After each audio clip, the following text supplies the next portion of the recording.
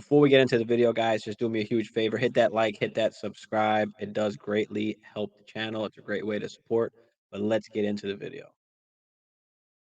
All right, guys, so check it out. I am right here, Dynasty Life. So I had the pick number 3.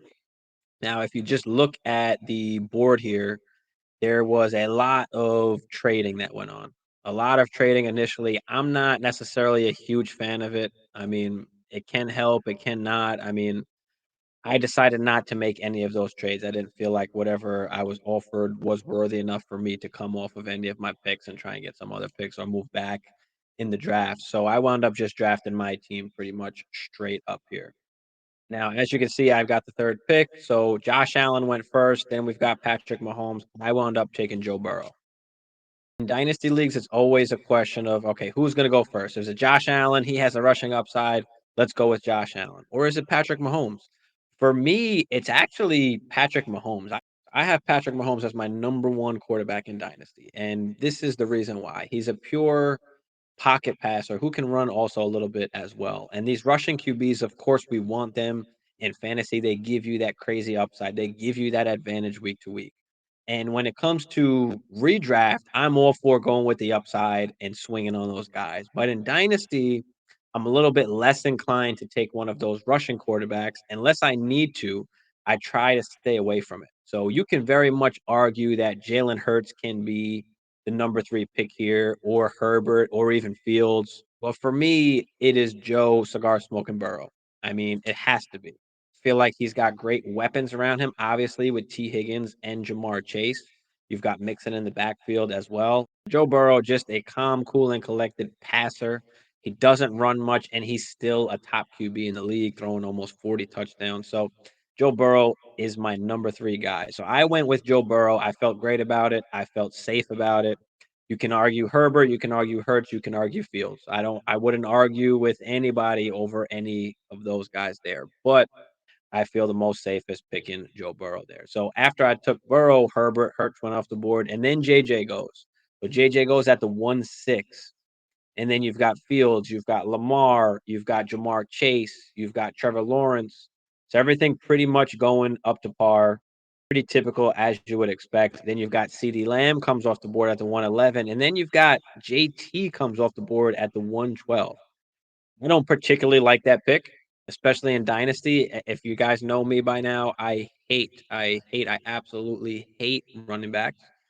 They just get hurt too much. They don't last long, especially in Dynasty. You want to go after the wide receivers. They last longer. They have a longer shelf life. You can dominate for a longer period of time with elite production for a longer period of time. So I love to build my teams around my wide receivers. Depending on the format, of course, that can change. In this particular format, Superflex start 10. I'm going after wide receivers. I'm going after QBs. This is a tight end premium league as well. So I want to grab my tight end. I want to grab my wide receivers. I want to grab my QBs. Guys, if you play in Superflex leagues, especially after those first and second seasons, because those are typically the easiest, after those first 2 seasons, it is extremely hard to get one of these top QBs. It's extremely hard. So if you don't have your 2 QBs locked up, it's going to be extremely difficult for you to actually go and get one of these QBs. They're going to cost you 2 to 3 to 4 first round picks, depending on who you're looking at. And to acquire those, I mean, you've got to get a lot to acquire 4 first round picks just in order to get one of those QBs. So the cheapest and easiest way is always to do it through the draft. But again, QBs are the hardest for us to even evaluate. I mean, we don't know how good these QBs really are or how good they're going to be. I mean, I'm not a professional scout. I do some scouting and I look at the wide receivers, the running backs, and the QBs, the tight ends. I look at all of those things, but QBs are so hard to predict, and I'd rather just leave that up to the NFL. So a lot of times where these guys get drafted have to do with where they get drafted in the NFL draft. Depends on where we're going to take them in our dynasty drafts or dynasty rookie drafts. So, yeah, I don't love the JT pick, but to each their own. He wanted to take Taylor there. He took JT and AJ Brown on the turn there. So he didn't wind up going QB at all, just wound up trying to take 2 studs. We've got Dak that came off right on that turn there.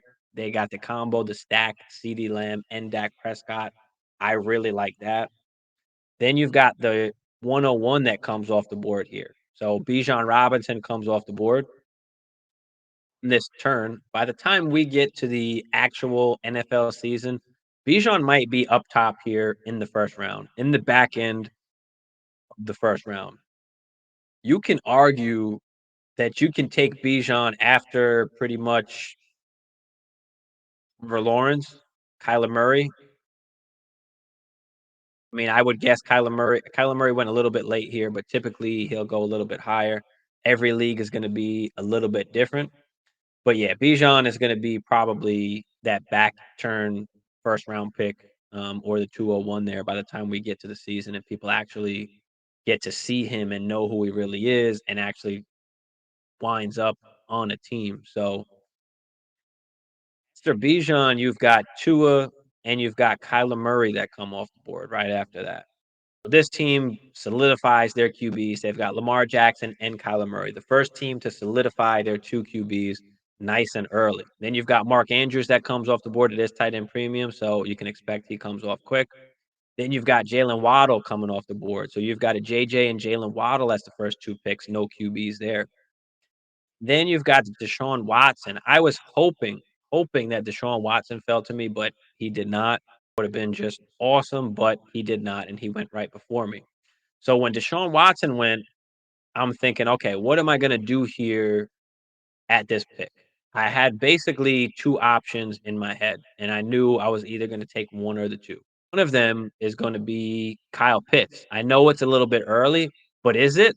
I mean, this is tight end premium. Kyle Pitts is an elite talent. The overall number 4 pick in the NFL draft when he was picked by the Atlanta Falcons is just a beast. I mean, he's a monster. He's a freak of an athlete, and he is basically a wide receiver at the tight end position. Just think about what Kelsey is doing or what Andrews is doing, and imagine that for an even longer period of time, that kind of dominance over a longer period of time.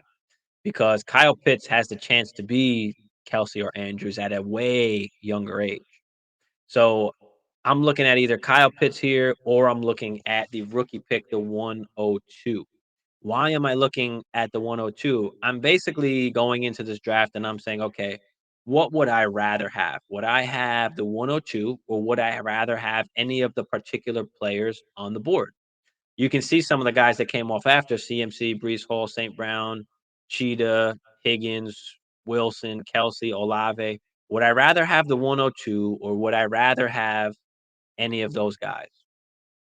Rather have the 102. It gives me a ton of flexibility and it gives me a ton of value at that pick. I don't have to make that pick. I have so much time until our actual rookie draft to make that pick. I can trade that pick. I can do whatever I want with that pick. And we know as we get closer to the draft, those picks become more and more valuable.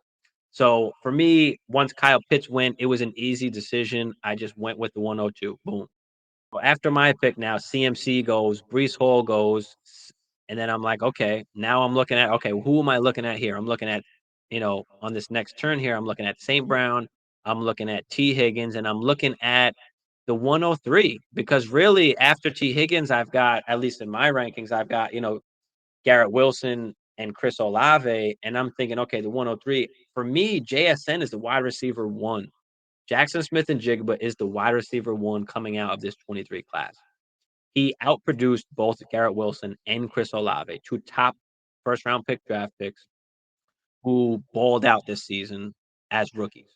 So for me, I got to have JSN ahead of those guys. So I'm like, okay, St. Brown goes and then Cheetah goes. And I'm like, okay, boom. Now I got to decide whether it's Higgins or the 103. I want the flexibility. I want the pick. I'll take the 103 over T. Higgins. I'm missing out on the stack. Yes, I am. Are they going to keep that core together? Can they afford to pay Higgins, Chase, and Joe Burrow? I don't know, but it is something that's coming to my mind. And on top of that, I still would rather have the 103 because now if I've got the 102, I hold the 102 and the 103. That gives me the flexibility to take a QB and or running back or wide receiver, and I don't have to miss out on any of those guys. And I can basically solidify, my top QBs, hoping that, CJ Stroud or Bryce Young or whoever, Will Levis or Anthony Richardson, actually really do pan out in the NFL and become top 10 quarterbacks. So I wound up going with the 103. So now I've got Joe Burrow, I've got the 102, and I've got the 103. I've got the flexibility to do absolutely whatever I want. So after that, we've got T. Higgins, we've got Garrett Wilson. Kelsey finally comes off the board. Again, I mean, Kelsey's getting older. He is getting older. When is he going to start slowing down? We saw him slow down at the end of this current season. No, at the end of the season, he slowed down. Was that a product of him getting tired? Was it a product of him being old? Was it a product of just the teams taking that away because he's been killing everybody all year? Could be a number of things, but he is getting up there in age. So Kelsey wasn't an option for me. So now that even I took the 102, and now that I took the 103, I'm pretty much deciding which route I'm going. And I'm deciding to go more of a young route, more of a rebuilding route from the start. So what do I want? I want my QBs and I want to try and get my tight end. I want to try and lock that up so that I can try and build around those guys, build around those core players, get my wide receivers. I'm not worried about running backs really at all right now. Again, I can take Gibbs with one of those picks, 102, 103. I don't know what I'm going to do. We'll talk about that a little bit later on as well. But we've got Saquon, Diggs, ETN goes off the board, DK, Kenneth Walker. So you can see a lot of the young talent is going. Only really Cheetah and Diggs were any of the older guys that went so far. Now on the comeback 4th round here, we've got Drake London goes off the board. Debo, Kirk Cousins, Najee, Hawkinson goes. I was hoping Hawkinson can make it back to me. I really did like Hawkinson. I wanted to take Hawkinson, but Eckler goes, and then another rookie pick goes. So this is the 104. The 104 goes right before my pick here. Devontae Adams goes, and then Swift goes. So now I've got the option of the 105 or any of the particular players. Cooper Kupp, Javante, Jacobs, Kittle, Smith, Russell Wilson, Go Dirt. Would rather have the 105 over any of those guys, over any of those players. So I went the 105 here. Yes, I mean, it's boring. Okay, I'm just taking a bunch of kickers. Obviously, those are picks, but that is the 102, the 103, and the 105 now. Could say, hey, it's tight end premium. Why didn't you take, Kittle or Go Dirt? Didn't want to take Go Dirt because I just feel like it's too early, and I value the 105 way more than Go Dirt, and I also value the 105 way more than George Kittle. And I don't particularly like George Kittle because of just the injuries concerns that he's had. He's just a tough, tough player. He gets into it with linemen. He gets into it with linebackers. I mean, he's just a very physical player, and unfortunately, he gets hurt, which I don't like, especially at the tight end position, especially if I'm going to be spending that high of a pick in the draft and take him over other certain players. So Cup goes, and then the 106 goes. And then we've got Javante, we've got Jacob. So now we're up to the 107 now. Trey Lance is still on the board at this point. Russell Wilson, Kenny Pickett. There wasn't much QBs out there that I liked at that point. Daniel Jones could be a top 10 quarterback, should get the contract, but he's still, fringe top 10-ish even still. He still needs to improve throwing the football. Does that happen? Does he have that Jalen Hurts year where he just all of a sudden breaks out? Possibly, but I didn't like Daniel Jones there. I wound up just going with the upside in Trey Lance. I mean, I know the QB situation is murky. We don't know what's going to happen. And if you guys follow me, you've seen me talk a bunch about the whole Trey Lance and Brock Purdy thing. I still think Trey Lance is a starter unless Brock Purdy goes in and wins that Super Bowl or gets at least to the Super Bowl. Jimmy G got them to the NFC Championship, and they just didn't care. They were like, Jimmy G, we're going to trade you, and Trey Lance, it's your team. So, again, I do think Trey Lance winds up getting the start there, but let's just go worst case scenario. Let's say Brock Purdy is the starter. Trey Lance now, most likely they're going to trade him for what they spent on him just to have him on the bench. Most likely they'll trade him, at least try and get some assets back for him. So, worst case scenario, he goes to another team and gets a chance there. I mean, he was a top overall pick. I think it was number 3, if I'm not mistaken. And he's going to get a chance somewhere. Somebody's got to see him play. And one of the things, of course, that I keep saying is I mean, if Brock Purdy is doing this, imagine what a guy like Trey Lance can do. Anyway, I decided to go Lance. You can say it was a controversial pick. It definitely was. I could have went any other route. I could have took the pick, but I decided not to. I decided to take the dart throw and take the value in Trey Lance because if he does become something, I have this valuable asset that I can use to actually get more players on my team. But anyway, after I get Trey Lance, Kittle goes, Devonta Smith goes, Russell Wilson go dirt. The next rookie pick goes Henry, Watson, Godwin. Then you got Pickett and Jones goes on the turn. So that team at the end there takes their two QBs, gets Pickett and Jones. Pollard, Pittman, Jameson Williams goes. We've got DJ Moore, Stevenson, Mac Jones, Mixon, Burks go. So we're still in the very young aspect. You can see there's no older players that are being chosen here. And a lot of teams are starting to try and get those wide receivers, but there's still a lot of teams that are getting running backs as well. So there's very much different strategies that you can use. You can try and go for that win now. Chose not to do that. I chose to go the young route just because of the value that was falling on the board to me. So anyway, it's now my pickup. Traylon Burks just goes off the board, and I've got a decision to make. I can either take the 108 or I can take any of these other guys here, Judy, Ridley, Pickens, Cook, Pierce. I wound up going with Jared Goff. Jared Goff was the only QB left on the board that had a guaranteed starting position pretty much basically left that was still young enough. Detroit has said that they look at Jared Goff as their quarterback. He's not some kind of bridge quarterback. So I don't think they go in and draft somebody. They've said that Jared Goff is going to be their quarterback. The guy threw what 30 touchdowns this year. I mean, he played great. He was a top 10 quarterback. So why not keep that and try and build your team around, the offense and the skill players that you already have. Thing with Jared Goff is just hear me out here for a second. I don't know if this is going to sound crazy or not. I mean, I'm just saying Jared Goff was straight balling. This guy was a beast this year. 29 touchdowns, 7 intos. He's got his mojo back. He's got the swagger back. The coaches believe in him. The team believes in him. He's got everything going his way. He's got Amon-Ra St. Brown. He's got Jameson. Jared Goff could very well be the QB of the future for the Detroit Lions. Tell me that's crazy. Tell me that that is something crazy. I don't think that's a crazy statement.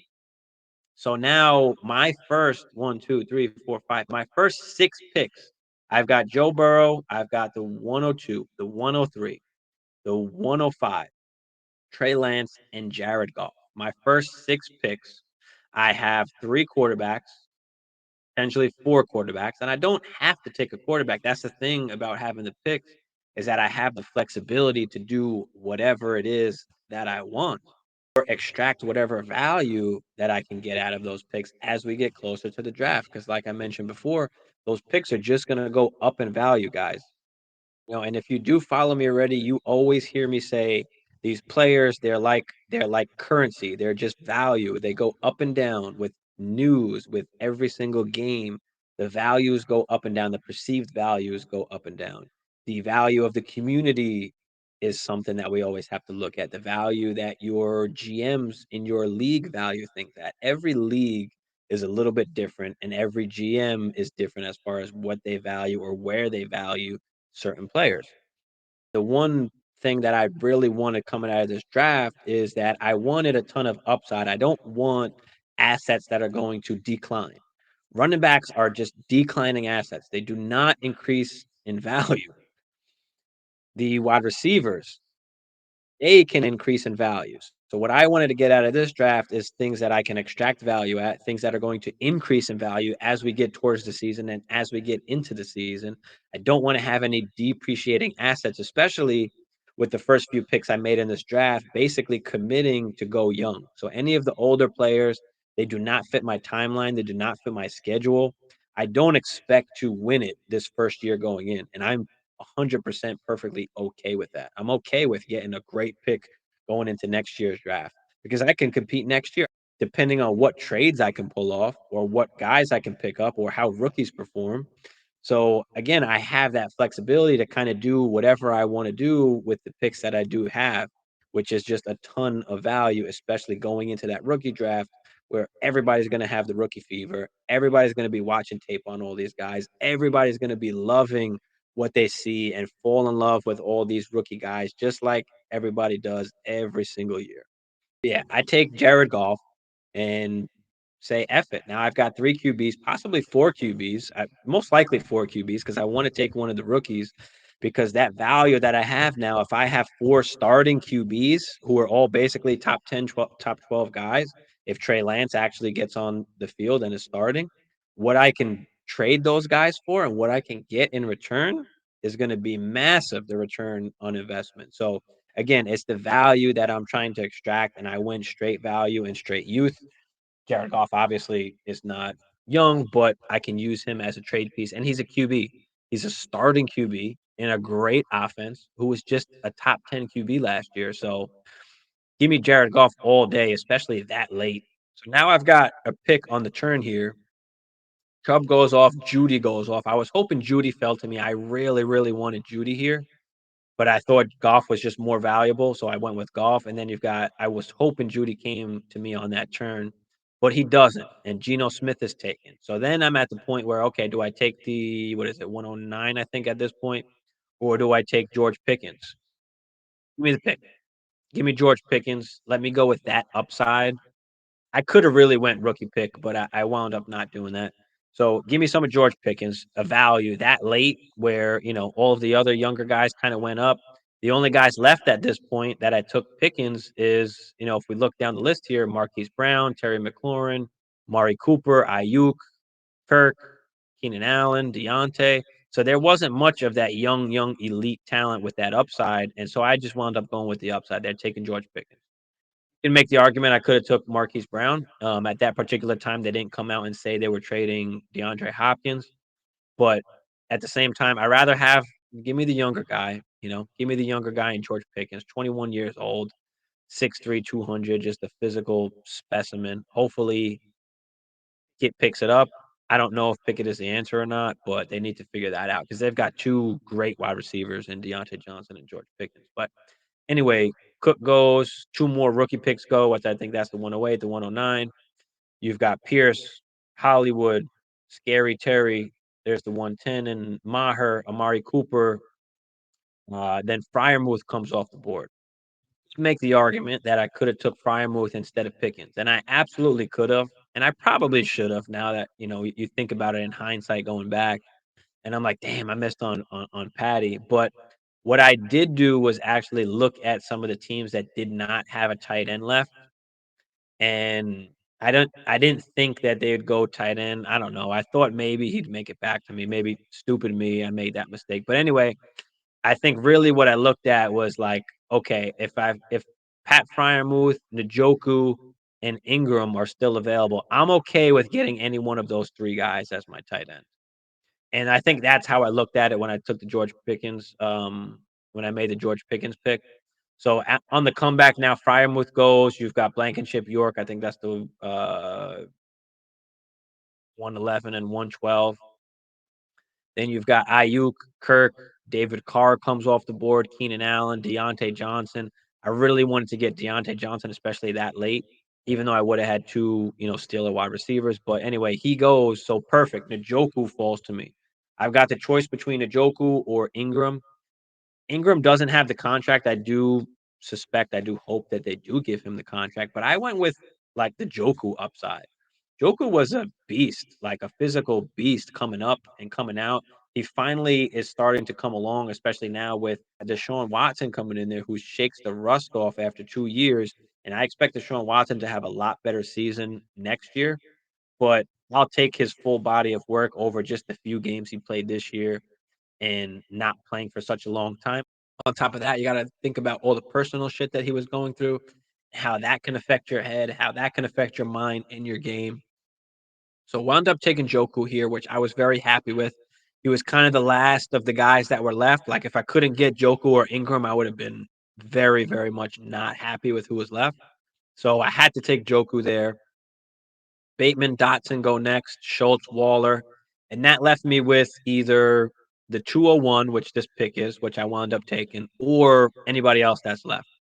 You've got Kamara, Akers, Algier, Dolchich, Zeke, Aaron Jones is still there, Juju. Again, my thinking is, okay, would I rather have the 201 on a young team, or would I rather have any one of these other guys? Kamara fell very late, but he doesn't fit my timeline, number 1, because of all these other younger guys that I have. I don't really have my team built out yet, so I don't know what's happening. So I don't want running backs right now. I don't wanna take the chance on running backs, especially older running backs. That's something I wanna worry about last. This is a start 10, so I've only gotta start 2 running backs. We've got flex positions just so you can see, looks like here we've got QB, 2 RBs, 2 wide receivers, a tight end, 3 flex positions, and then the super flex positions. So I wound up taking the 201 because I'd just rather have the 201 over anybody else that's in this range. So give me the 201. That could be, does Michael Mayer fall to the 201? Does any of the RBs or wide receivers fall to the 201? Does Sean Tucker, Tank Bigsby fall to the 201? Does Josh Downs, does Boutte fall to the 201? And depending on their situation. So I've got a bunch of options that I can do there or use there with the number 2 pick. Mr. I chose Kamara comes off the board, Stafford, 2 more tight ends, Ingram and Komet. So now tight ends are getting thin. We've got Malik Willis actually comes off the board here. That's just a bad pick. I don't like that. But to each their own. I don't think he's the future. I don't think that Tennessee thinks that he's the future, but maybe they are just have him on this 4-year plan, 3, 4-year plan where they're just trying to build him up, develop him, and maybe they'll actually throw him out there sometime. Because right now he can't throw over 100 yards. He just looks absolutely horrible. You've got Algier, Dulcich, Cook, Zeke, Gabe Davis, Jones, Juju, Aaron Rodgers, Garoppolo comes off the board, Dylan comes off the board, and now it's my pick. And now, again, I'm looking and saying, what do I want to do here? I don't want running backs yet. There's just no need. I'm not ready to compete. I'm not competing this year, so I'm not worried about the running backs. And that's one thing always, guys, that you just remember, especially when you're drafting, especially now in the off season, you don't need to field a team. It's okay if you don't have any starting running backs. It's okay because trust me, things are going to change. Whether it's free agency or the draft, things are going to change. You don't need to have a running back right now. You don't have to fill out, all of your starting positions. You're not fielding an actual team. We're not scoring points. We're not playing yet. Don't worry about that. You have plenty of time. So I'm not worried about the running backs. I'm not looking at the running backs at all here, pretty much. And we've got a couple guys on the board. You see there's a couple older guys that went off next. Mike Williams, Mike Evans, D-Hop. Again, they just don't fit my timeline. It doesn't make much sense for me to go after those guys. So I'm saying, okay, I'm going to go after wide receivers. I need some upside. I need some wide receivers. I've only got Pickens really and a bunch of rookie picks or a bunch of kickers. So what am I going to do? I need to take some upside wide receiver plays. I need some of these guys to hit. So I take Elijah Moore, who, of course, I don't think that Zach Wilson is the QB of the future. I don't think he starts again. So I'm looking at the upside. I'm hoping that they get a QB because Elijah Moore can play, or I'm hoping for a change of situation, a change of team. We don't know. Maybe he gets traded. Especially in Dynasty, we are looking at the overall talent a little bit more than the overall situation. And a perfect example of that is, AJ Brown coming into the league. Everybody put him down because of the situation. Okay, he's going to Tennessee. They've got no QB. They don't throw the ball enough, blah, blah, blah. And then look how that turned out. And look what that got you now. So we're always going to look at the talent a little bit more than the situation. The situation matters. Don't get me wrong. But I'm going to look at the talent of Elijah Moore and say, okay, at this point in the draft, he is an absolute steal, I think, with the guys that are left on the board. So give me some Elijah Moore. Another rookie pick goes, which I think was the 203. Jordan Love goes. Okay, so would I rather have the 204 or would I rather have Kadarius Toney? I'll take the shot on Kadarius Toney all day. Do I love him? No, but he's in a perfect situation. He's got the talent. He's playing with a Hall of Fame quarterback, possibly one of the best quarterbacks, probably the best quarterback ever. But Kadarius Toney, give me some of that. Going into next season, I doubt they re-sign Juju. So you've got MVS, who's actually on a friendly deal. They could actually get rid of MVS. So you've got MVS coming in with the contract. You've got Sky Moore. You've got Kadarius Toney. Those are the only 3 wide receivers basically that they'll have on contract next season. I don't think they re-sign Mecole Hardman. Tony has a chance to actually do something. He's got a perfect opportunity, so I'm banking on the upside, and I'm saying, "Okay, let's go with Tony here," because look who else is on the board. You still got a bunch of RBs. I'm not messing with the RBs. And then you've still got a bunch of older wide receivers, and you've got some young ones, Palmer, Peoples-Jones, Myers still here. Not taking them over Tony. I'm swinging for the upside. I'm taking Tony. So after I take Tony, Knox, Evans, Sanders, Hopkins, couple more running backs goes off the board. Tom Brady actually comes off the board. Couple more tight ends come off the board who I was looking at, Okonkwo and Gesicki. I was looking at both of those guys, but Hunter Pacheco, another rookie pick comes. I think we're at what, the 205 now at this point, if I'm not mistaken, something like that. Gibby goes, I wanted to take Brock Purdy here. I had Trey Lance. I didn't want to take Brock Purdy too early. I wanted to take advantage of some of the upside wide receivers, and I literally was going to take him here at this particular pick, and he goes right before me, sniped right before me, because I wanted that security with Trey Lance. Again, I'll have a ton of QBs, but those are the most valuable guys in Superflex. So why wouldn't I want to have QBs, especially ones that are going to be starters? Because I can trade those guys for pretty much whatever I want. Now, so Brock Purdy goes. So now I've got a decision to make. Okay, the 205 or the 206, whatever it is at this point, or Sky Moore or any of these other guys that are here. I choose Sky Moore. Give me the upside in Sky Moore. Did he play this year? Not much, but when he did play, Sky Moore looked the part. The guy can run routes. Now, forget about the whole punt return thing. The guy's never played punt return in his life. He's never fielded a punt, and they set him up for failure. Andy Reid did come out and say he apologized. He said, "We set him up for failure. He shouldn't have been out there on punt return." Now, why Sky Moore didn't get more playing time, I don't know. Why was Watson out there getting playing time? Why was some of these second and third string tight ends out there getting playing time? I can't tell you that I know the answer to it. Also, them getting Tony, what does that say about Sky Moore? Did they not trust him? You can look at all of the bad side, and then you can look at some of the good side or some of the real side and say, okay, Kansas City does have one of the most sophisticated offenses in the league. The guy is a rookie coming in, and he's got to compete with guys who've been on the team a few years that team trusts already.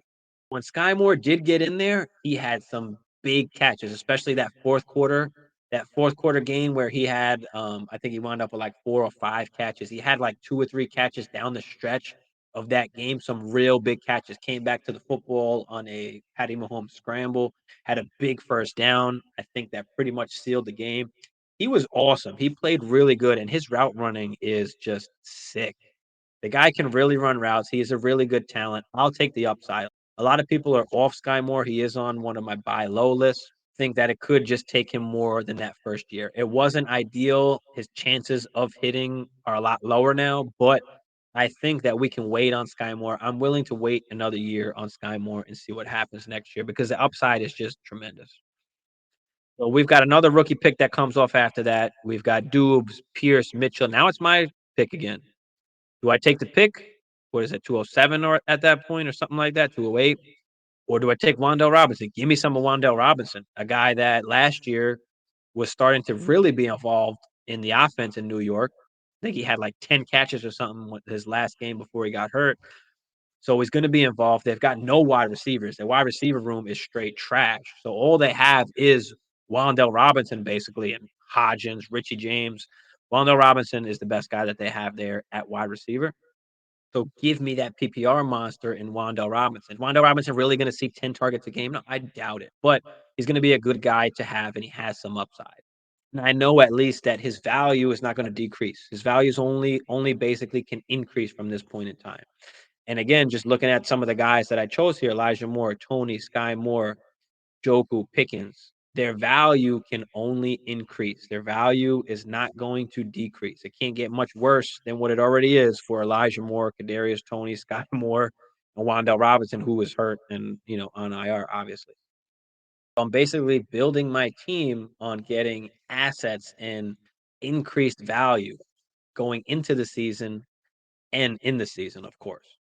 So after I get Robinson, we've got Tannehill, Fournette, Claypool, Mooney. Some guys come off the board. Bellinger, who I do like at tight end. Mechie, Jamal Williams, Michael Thomas comes off the board, and Isaiah Likely, some more rookie picks come off the board. Now it comes back around. It's my pick again. And I've got basically the 210 or any of these other guys that are kind of left here. I mean, Nico Collins, Brandon Cooks, Thornton, Zay Jones. Give me the pick. Give me the pick. Let me try and do something with that. So I take the 210. We've got Jameis Winston. A couple more rookie picks go off the board. Now it's my pick again. Give me Jelani Woods. He's still there. I'll take that. So now I've got Joku and Jelani Woods, who was one of my sleeper tight ends. I think he's really going to start improving. Just a huge guy, a big body guy that can catch the football. And I'm hoping that that coaching staff can actually get him the football a little bit more, going into next year. But after that, we've got another rookie pick, some more QBs, Baker Mayfield, Sam Howell, Cade Otton comes off the board. Now we get into some of these other RBs, Madison, Harris, Singletary, and then comes back around to me here, and I've got to choose between what? I think we're in the third round now on picks, so I'm pretty much like, all right, at this point, I'll just take some upside RBs or any other kind of wide receivers that are still out there. And since I had a bunch of wide receivers that I chose beforehand, I'm like, all right, maybe I'll start getting into some of these running backs here, depending who's on the board. Deontay Ingram, James Conner is getting pretty old, and he does get banged up. So give me some Keontae Ingram, the backup running back. Oh, he's going to be the backup going in. Does he get some burn? Does he not? Does James Conner get hurt? Then Ingram comes right in. Do they draft somebody? Do they sign a free agent? We don't know what's going to happen. They wound up getting rid of Eno Benjamin, so I think that means that they like Ingram. So give me some of Ingram here and give me that upside. Some more tight ends come off the board, and then I go with David Bell. David Bell on the Cleveland Browns is the number 3 wide receiver. He's the slot guy there, which I do like. He has got Deshaun Watson, and after this little 2-season layoff and now getting all of the bugs out and getting the rust off, I do expect him to be better next season. And I think David Bell can actually get a real role in this offense and be serviceable. So he's got a little bit of upside there. After I get David Bell, you got Jalen Warren, Terrence Marshall, Foreman, Mike White, OBJ. Some other guys come off the board, a bunch of nothing pretty much. And then comes back to me, and I wound up taking Pierre Strong, who has a chance of being that RB2 next year going in behind Stevenson, depending on what happens. We don't believe that Harris is going to get re-signed. Patriots just don't really roll that way with re-signing their running back. So I wound up going with Pierre Strong, just a body that I can have that can possibly be of some kind of value during the season, because I can trade him during the season for some picks if he winds up playing a little bit, or if Stevenson gets hurt. You never know what's going to happen. But anyway, you've got Hardman, Juwan, Knight, White come off, and I wound up taking Haskins, the backup running back to King Henry. I mean, he looked horrible the one game that he did play, Haskins, but the whole team looked absolutely shit that game. So Haskins, Henry at some point in time he's going to break down. It's just a natural part of life. And Haskins could be the next guy up, or at least could be viable for some games if Henry winds up going down. So after I take Haskins, a bunch of more guys come off the board. We've got Shaheed, who came off, who I do like. We've got Khalil Shakur, who was on my list, on a guy that I wanted to take next. I do like him going into next season. He can be that possible slot option, that possible guy that Josh Allen looks to, because he does love those slot receivers. You've got Hines, Zappy. So a bunch of QBs come off the board. And then Jerome Ford is the guy that I go with. Could very well be the RB2 there, right behind Nick Chubb, because Kareem Hunt most likely is gone. I mean, he's not signed there. Obviously, he's a free agent. I doubt they bring him back, as he was asking for a trade anyway. You've got Brevin Jordan, Edmonds, Mills, Hodgins. Dortch comes off the board next for me, and I love this pick. I was so glad that Dortch fell to me. He was exactly who I was looking for here. Especially now with D-Hop probably on the move, you've got Marquise Brown, you've got Dortch, and you've got Rondell Moore. Dortch is a guy that they've been getting the ball to consistently, or at least trying to. So he could be some kind of a little PPR machine. Obviously, he's not going to give you a ton of yards or a ton of touchdowns, but he's going to put up points for your team, especially when we're talking about a start 10, where it does run a little bit deeper. Bunch of other garbage pretty much comes off the board, comes back to me. I take Deion Jackson. So now that I pretty much have a bunch of upside wide receivers. Now I'm starting to get some just backup running backs that I can most likely trade during the season or that can give me some spot starts here and there. So I take Deion Jackson in case JT gets hurt. Come back around to me again. I take Eno Benjamin, who's on the Saints now. We know that Kamara probably going to get suspended. We don't know how long, but Kamara is getting a little older as well. So give me just a little bit of upside in Eno Benjamin. I take Eno. Bunch of other garbage comes off the board pretty much. I take Kyle Granson just to back up Jelani Woods, who him and Woods were splitting time there in Indianapolis. I'm hoping that Woods comes out on top next season and plays a lot more, but just in case, I've got another backup there in Kyle Granson. And then coming back around to me, I take Dearness Johnson. We don't know where he's going to be next year. He's not going to be on the Browns anymore, like I just mentioned about Jerome Ford, who I chose earlier. Dearness Johnson could find himself as an RB2 somewhere. He played awesome the few games that he played in Cleveland with Kareem Hunt and Nick Chubb hurt those couple games.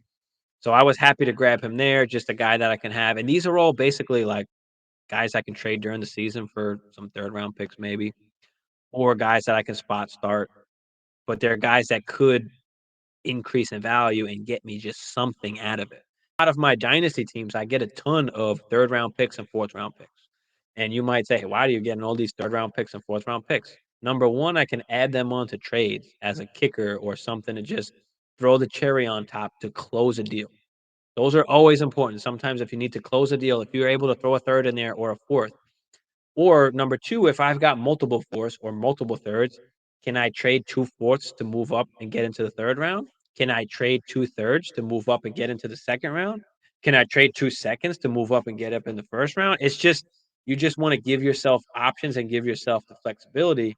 And so, yes, I love taking those third and fourth round picks during the season, especially going into the playoffs, where if you had a guy like Foreman on your team and somebody needed a running back, they were willing to pay up, a third round pick, a second round pick, so that they can have this guy on their team and go and try and win that chip. People get desperate, especially when it comes to winning the championship. Once we get late there in the season and people have injuries, if you're still able to trade, there's guys that will give up their picks to go and win for that season. After Dearness Johnson, a bunch of more guys come off. I wound up taking Calvin Austin, who's a little sleeper of mine. Pittsburgh, he was hurt this year, so he didn't get much burn, but a little guy that can actually really play and is electric, explosive with the ball in his hands. And then after that, I wound up taking Colt McCoy, who fell all the way down here. I don't know why. He's going to be the QB2 on the Arizona Cardinals, and he's going to start the season because Kyler Murray is not going to be there. So now I've got Colt McCoy also on my team, who I can trade once we get to the season to some of these teams that don't have QBs. I think there's like 6 teams that are just not in a good QB situation after this draft. So I've got plenty of options to improve my team. The last 2 picks, I wound up just taking the rookie picks, which was like I think the 311, 312, or I don't know if they were fourth round picks or whatever it was. Doesn't matter. I think they're fourth, so 411, maybe 412, something like that. But I just didn't like anybody who was there. I'd rather just take the chance on one of the rookies that are coming in. So anyway, that's my team. This is my team here from the third slot. And let me pull up so we can see it here. Joe Burrow, Ingram, Pierre Strong. Again, I don't care about the running backs. I don't need to start running backs right now. Plus, I do have the rookie picks, the 102, the 103, the 105, the 201, the 210, where I can fill out some of these running backs. I can get Gibbs maybe. There's a bunch of options that I can do. I don't know what I'm going to do yet, but this is a team that going into the season is going to look a lot different because I'll have the rookies obviously in there, or I'll have different guys because I wound up trading. But George Pickens, Elijah Moore, Kadarius Toney, Sky Moore, Wan'Dale Robinson, Joku. We've got, Trey Lance. Obviously, the kickers are all the rookie picks that I have. And Colt McCoy, Calvin Austin, Dearness Johnson. So, look, we've went through my team. You've seen the team that I have here. And, guys, let me know what you think there in the comments. Do you like the team I drafted? Would you have went a different route? Is the team straight trash to you? I mean, it might be just by looking at it, but you got to understand that this is currency. This is just value. And I went the young and I went the value side because the flexibility that I'm going to have with these rookie picks that I took up here, the 102, the 103, the 105, Trey Lance, if he turns into something, Jared Goff, Colt McCoy even, they're valuable. Could probably get a second round pick for Colt McCoy going into the season. I know that might sound crazy, but yeah, I could probably get a second pick. I don't need Colt McCoy, but I took him because he was just there, and he's a QB that is going to actually play compared to Trubisky, Locke, Ryan, Cooper Rush, Ellinger, Andy Dalton. Like Colt McCoy is actually going to play going into next season, so I was thrilled about getting that. So I've got McCoy, Golf, Lance, Burrow, and either Bryce Young or CJ Stroud, or both, or it doesn't matter. I can do so much. I'm so hyped up just thinking about it because of what I can possibly do. The way I'm looking at it right now, let's just say it's Gibbs, let's say it's JSN or Quentin Johnson, and it's CJ Stroud or Bryce Young. Now, I've got things that I can move. I've got somebody trying to trade for Jared Goff right now. I was looking at Olave, trying to make a trade for Olave with Jared Goff. I might see maybe where that goes, but I've got a few options and I've got plenty of time. Guys, we're not fielding a team right now. We're not putting out a starting lineup. I don't care that I don't have running backs. It doesn't matter because once I get to the season, don't worry, I'll have running backs at that point. Right now, I don't need that. Right now, I need bargaining chips. I need value. I need things that are going to increase. I need players that are going to increase in value, not decrease. Stephon Diggs, Tyreek Hill, these are decreasing assets. DMC, a decreasing asset. Saquon, a decreasing asset. All of those guys are just decreasing assets. I don't need any of the RBs. I don't need any of the old wide receivers. I don't need those guys. So I have plenty of options on what I can do. Of course, guys, let me know what you think in the comments. Whether you agree, whether you disagree, whether you like the team, whether you don't like the team, whether the team's trash or not. You guys let me know. Again, I went for more of that young upside and value going into next season. I don't expect to win next season. So, always keep that in mind. But yeah, let me know what you guys think. So, guys, just do me that favor, hit that like, hit that subscribe. Make sure you're tuned into the channel. We do greatly appreciate it. It does support the channel tremendously. But stay tuned. Make sure you follow us on Instagram at Dynasty Life Fantasy. I'm always posting things on there, and we're also going to start getting into some rookie mock drafts. We're going to start getting into some dynasty mock drafts. So this way we can just practice. We can keep on doing this all throughout the off season. So if you want to get into some of those, and those I'll be doing live, make sure you're following us on Instagram. But other than that, we are out. Thank you guys for tuning in. As always, peace.